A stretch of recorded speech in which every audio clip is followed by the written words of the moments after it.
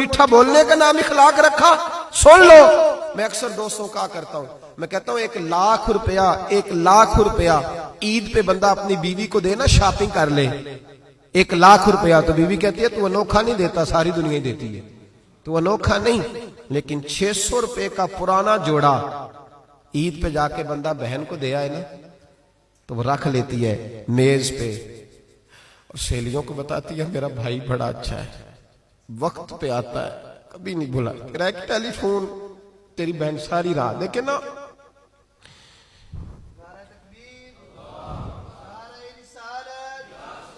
اسے یہ نا معاشرے میں بڑی ساری. حضرت شیمہ تھی نا نبی پاک کی رضائی ہمشیرہ حضرت حلیمہ کی, تو ان کے سارا قبیلہ گرفتار ہو کے آیا تھا. وہ جب آئی ہے نا نبی پاک کے پاس, تو حضرت ابو ہریرہ سے کہنے لگی حضور کو جا کے بس کان میں کہہ دو کہ حلیمہ کی بیٹی آئی. حضرت ابو ہریرہ کہتے ہیں حضور اتنی تیزی سے اٹھے کہ نبی پاک کی چادر بھی منبر پہ رہ گئی. پھر حضور گھر لے گئے, فرمایا فاطمہ اور عائشہ کو بلاؤ, میری بہن آئی ہے. میرے محبوب کریم نے فرمایا تو اگر کہے گی نا تو میں تیرے لیے مدینے میں مکان بنا دوں گا, تو یہیں رہ جا. کہنے لگی نہیں محبوبہ واپس جانا. تو حضور سے کہنے لگی میرا سارا قبیلہ گرفتار ہے, اسے چھوڑ دیں. حضرت ابو ہریرہ کہتے ہیں ہر کام حضور نے مشورے سے کیا, پر جب بہن نے کہا نا چھوڑ دے, اور میں کوئی مشورہ نہیں, جیسے تو کہے گی ویسے ہی ہو جائے گا, جیسے تو کہے گی ویسے ہی ہو جائے گا, جس طرح تو چاہے گی.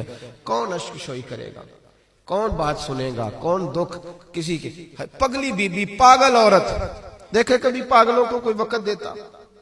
وہ پاگلوں کے پاس بیٹھا, میں بڑا مصروف آدمی ہوں, مجھے تو سیاںا بندہ ملنے آئے تو میں کہتا مختصر بات کرنا. ایک پگلی بی بی آئی, پاگل. حضرت انس کہتے ہیں آ کے کھڑی, کہنے یا رسول اللہ مجھے کام ہے.